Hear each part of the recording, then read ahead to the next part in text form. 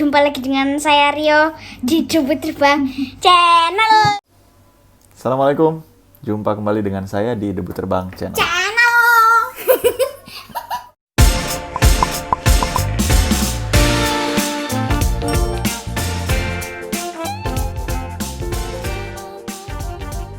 Sebelum diganggu bocah, kita lanjut ya. Hari ini kita pengen bahas mengenai bukunya Nathaniel Branden yang judulnya adalah Six Pillars of Self-Esteem. Yang pertama, disclaimer, saya bukan ahli psikologi, ini hanya sekedar penikmat buku aja. Kebetulan karena bahasannya menarik dan ada beberapa sisi yang relevan dengan saya sendiri. Jadi saya pengen sharing mengenai ini. Yang pertama, self-esteem. Self-esteem itu kalau di Indonesia ini ya, mungkin terjemah bahasa Indonesia itu adalah harga diri. Apa bedanya self-esteem dengan self-confidence? Kalau confidence itu lebih ke kayak apa ya, kita percaya bahwa diri kita mampu melakukan sesuatu. Itu lebih ke kompetensi lah, kompetensi. Contohnya mungkin ini contoh yang paling simpel ya. Seorang petarung MMA misalnya, dia percaya dirinya ini mampu mengalahkan si B misalnya ya. Kemudian dia bertanding dan betul-betul dia mampu mengalahkan si B. Saat dia percaya, dia tahu kapasitas kemampuan dia itu self-confidence, rasa percaya diri. Tapi pada saat setelah dia menang, pas dia menang tuh dia merasa dia tuh nggak worth buat menang. Aduh, saya ini sebenarnya siapalah saya ini, kayak perasaan tidak layak untuk happy, perasaan seperti itu. Nah, perasaan bahwa dirinya itu nggak worth to live, meskipun orang-orang lain memandang dia itu sebenarnya tuh dia tuh mantap gitu ya, tapi dia selalu merasa dirinya ini ada yang salah, tidak layak untuk happy. Nah, itu dia punya problem self-esteem gitu. Jadi kalau yang self-confidence itu lebih ke kompetensi, pengenalan kita dan kepercayaan kita tentang kompetensi kita. Self-esteem itu lebih ke kayak apa ya, kita tuh accept nggak dengan diri kita tuh nyaman nggak dengan diri kita sendiri. Nah, itu self-esteem itu. Dua komponen mendasarnya nih pembentuk self-esteem ini, kalau kata Nathaniel Branden, nih saya lihat contekan ya. Yang pertama itu adalah confidence in our ability to cope with the basic challenge of life.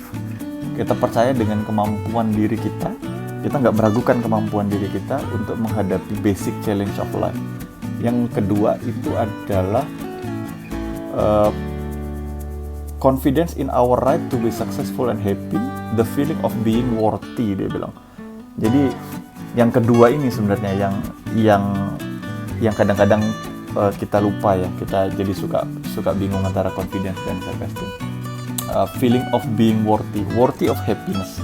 Dia bilang karena orang-orang tuh sering pada saat dia mendapatkan sebuah kebahagiaan, dia merasa nggak worth it untuk kebahagiaan itu.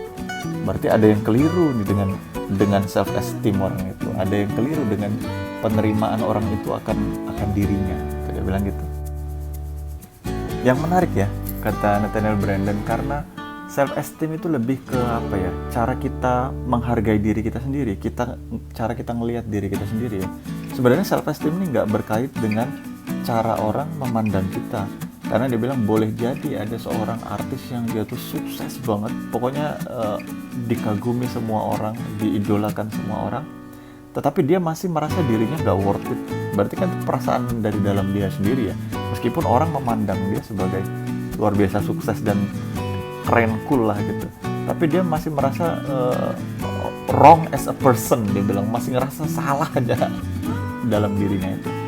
Jadi untuk nge-tweak ini sebenarnya bukan memoles tampilan luar, tapi paradigma kita yang di dalam itu yang membedakannya.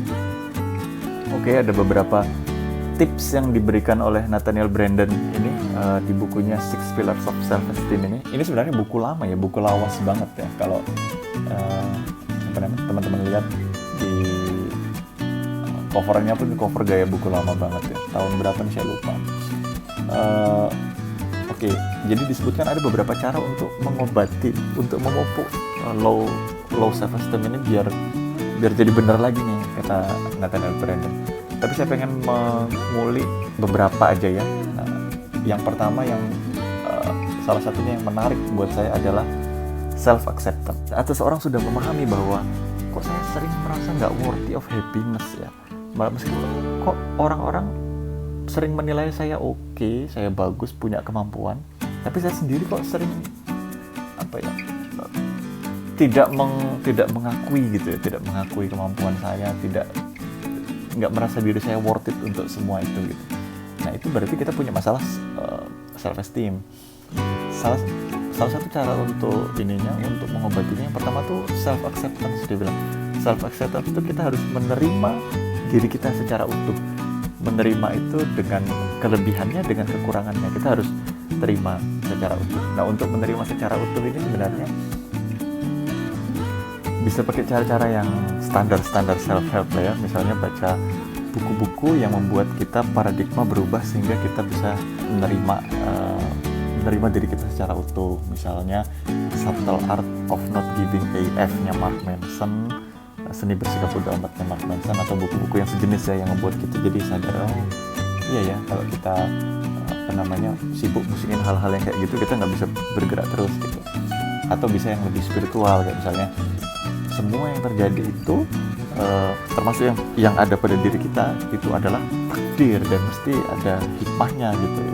Itu yang lebih spiritual. Jadi langkah pertama adalah belajar self acceptance.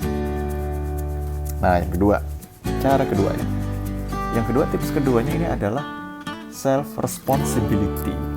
Jadi take ownership lah.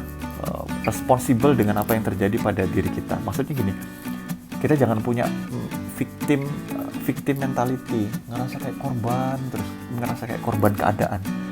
Saat orang merasa kayak korban dari keadaan, ini kita kayak mengasihani diri. Ini kalau orang-orang yang punya kebiasaan seperti ini kayak memandang, aduh kasihan, aduh saya ini begini, saya gini. Kalau kita begitu terus tuh, itu namanya kita punya victim mentality, seolah-olah kita ini tidak berdaya, menjadi korban keadaan, nelongso.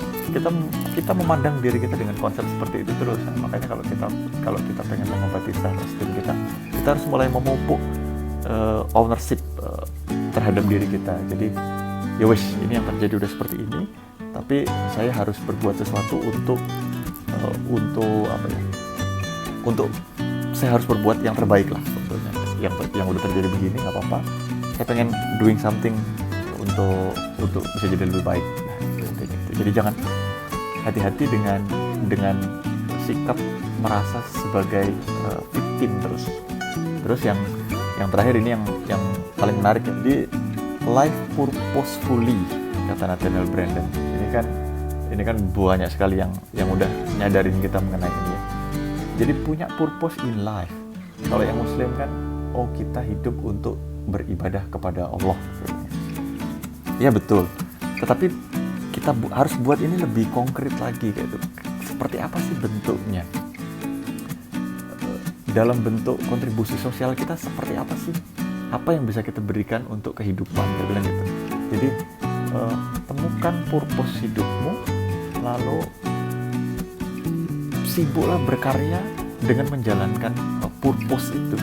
Saat kita berkarya terus itu, lama-lama cara kita menghargai diri kita sendiri, terus cara kita memandang diri kita sendiri, memandang kehidupan itu jadi terobati loh. Self esteem itu jadi lebih bagus kalau kita sudah menjalani hidup yang punya purpose. Nah nanti ketemu bahwa kita sudah mulai bisa mengabaikan negatif thought kita sendiri, mengabaikan hal-hal yang nggak penting karena kita fokus pada tujuan itu. Nah itu beberapa di antaranya yang disebutkan Nathaniel Branden yang bisa memperbaiki self esteem ya. Jadi balik lagi, self esteem itu cara kita menghargai diri kita, cara kita memandang diri kita. Dia tidak terkait terhadap cara orang menilai kita gitu. Jadi kalau misalnya kita merasa kita punya low self esteem, tapi kita mengatasinya dengan cara merubah tampilan luar, misalnya pakai baju jas keren, pakai motor keren gitu misalnya ya, terlihat oke gitu ya, terlihat oke. Tapi kalau di dalam diri kita masih merasa nggak worthy of happiness, kita merasa fail as a person di dalam diri kita, berarti self esteemnya masih rendah gitu, karena dia berkaitan dengan cara kita ke dalam gitu ya. Nah sebenarnya ada beberapa poin lagi yang disebutkan Nathaniel Branden, kayak misalnya practice of living consciously. Kalau kita terbiasa sadar ya, sadar penuh dengan apa yang kita lakukan, kan kita lebih cepat tuh untuk nangkap, oh iya ya kok ada perasaan begini dalam diri saya, oh iya ya kok ada begini itu, karena kita sadar penuh lah, conscious ya, kita penuh kesadaran. Jadi hal-hal kecil seperti indikasi low self esteem, negative thought seperti itu gampang, cepat banget kita untuk memahaminya gitu kalau kita practice of living consciously. Terus ada juga self assertiveness yang kamu harus belajar speak up dong, belajar speak up gitu. Jadi belajar mempertahankan pendapat, hal-hal kayak gitu. Cuman bagi saya yang paling pentingnya itu sebenarnya kuncinya itu adalah pertama kayaknya sih, kalau menurut saya sih, accept dulu, self acceptance.